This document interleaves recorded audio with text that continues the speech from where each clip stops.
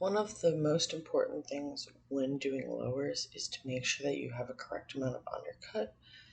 So I'm just going to walk through this case. It looks pretty good, pretty standard case, but the final splint did not have super great retention, and here is why. So if I go ahead and hide the final splint, I'm actually going to come over here and turn on my refractory model, and then after that I'm going to turn on the splint shell. Or sorry, not the splint shell, the shell patch. The shell patch shows me exactly where it's pulling the model from, and if you take a look, there is no undercut on this front side being engaged. Now this case does have some here on the back, but what I'm going to do is I'm going to click Alt and B on my keyboard, and it's going to let me draw this cross section so that I can see exactly what we've got going on here. And you'll see, yeah, there is some undercut. It's going to click in to about there. That is about the deepest undercut I saw in this case, and it's really only here in the posterior, which is good, but it's not quite enough for this case. And in some cases with lowers, depending on how these molars are flared, you might have even less than that.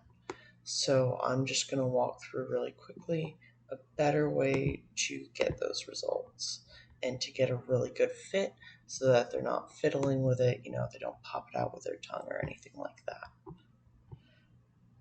So I'm going to go ahead and take my final splint and just delete him, and then come back over here to the beginning and click my survey model. So the most important part for a case like this is going to be the survey model. If I just click it right here from the base of capture view, you'll see I actually get a lot more undercut.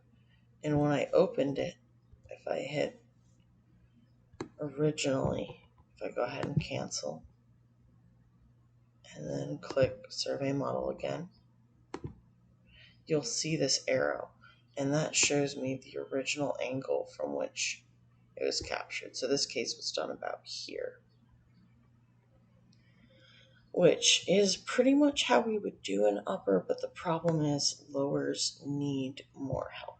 They tend to get less engagement automatically. This is also tilted a little bit to the right, so we're going to try and bring that back to center a little bit. And I'm actually going to tilt it pretty close back to original view. Click capture view. And you'll see I'm starting to get some engagement. It is a little bit left leaning on the tooth, so it does need to come a little bit back towards the right. And these buttons are really good for that. So if you need to tweak it, try to get that balanced a little bit. But I'm still not getting the amount of engagement I want on the teeth. So let's take a look and see what our options are. Typically, we get pretty good engagement on the facial side of the lower posteriors. So I'm going to tilt it pretty far and kind of follow that angle of my arrow since these teeth curve. Let's see what we got. Because my margin line was right about here, so I know that starting here, I'm going to have these gray areas. It's going to give the appliance something to hold on to on both the front and the back. Let's see.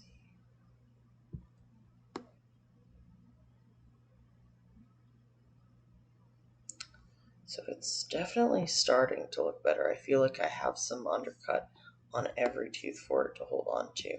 I do wish I could get a little bit more going on out here, but unfortunately it's hard to do when the teeth are angled and you kind of get only one side at that point.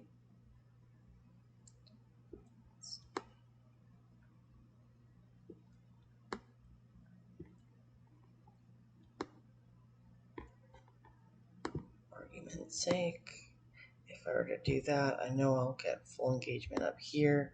It is starting to bring in some engagement on the sides of these molars. It looks like that's about all I'm going to get.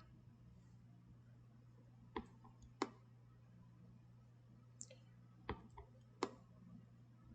has cost me a little bit of engagement here on this side. But it increased over here, so I may tweak it back one more time. Try and even that out a little bit.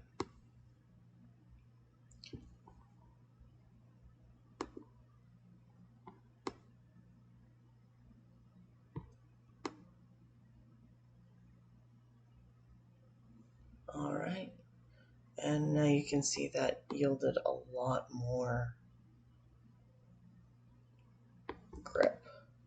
So I'm going to go ahead and click commit. And then for the sake of education, you absolutely wouldn't need to do this. If I were to recalculate the refractory model, it'll take it directly from this, and it will overwrite the original. But what I'm going to do is change the name of this to original so that I can keep this one and show you guys the difference. So I'm going to go ahead, and I don't remember what the settings on this case were. If you're unsure of that, you can always scroll down to generate report.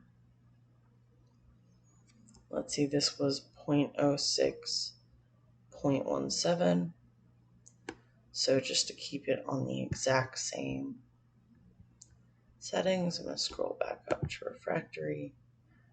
Undercut was 0.17. Offset was 0.06. Click OK.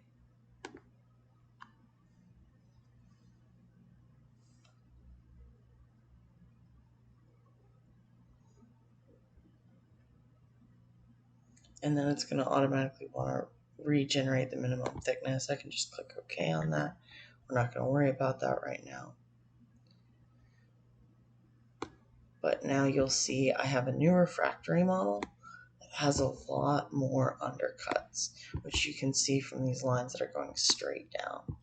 So if I were to hide that one and show the original, you can see there's almost nothing here. You can very clearly see the full anatomy on the teeth. And now when I toggle back this new one, you can see our different path. And that will kind of change the path of insertion. So this one, you'll bring the appliance all the way in first, but it's going to give them the engagement they need if they're flicking it out and playing with it because it's too loose and it's not getting enough snap. What you're going to do is you also want to make sure that you have the splint patch correct. So I'm just going to go back to my mark splint outline because I want it to be drawn to this refractory model. And this also gives you a chance to really look and see what's going to be included in that. I'd say this one's looking pretty good. So I'm going to go ahead and click next, and then click my interior. The existing margin line's fine. It's just adapting it to my new refractory model is all this step does.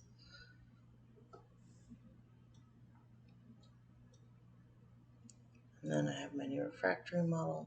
So I'm going to go ahead and click, scroll down.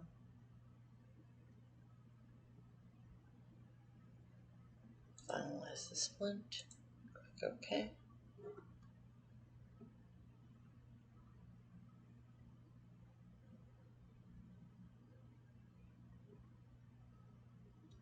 Alright.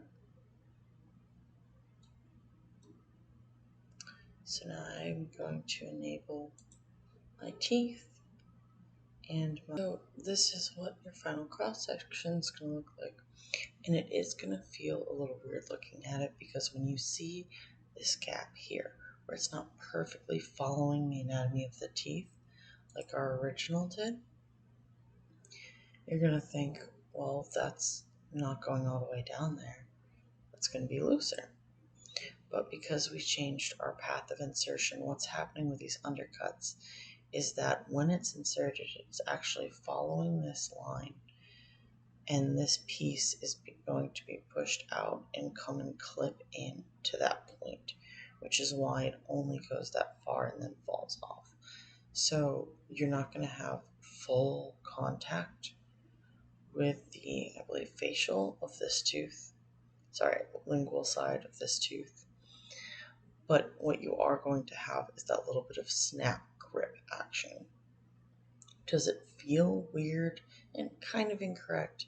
Yes, but that is one of the issues with some of these cases where the teeth are angled so much, especially on lowers. And that is how you adjust your retention.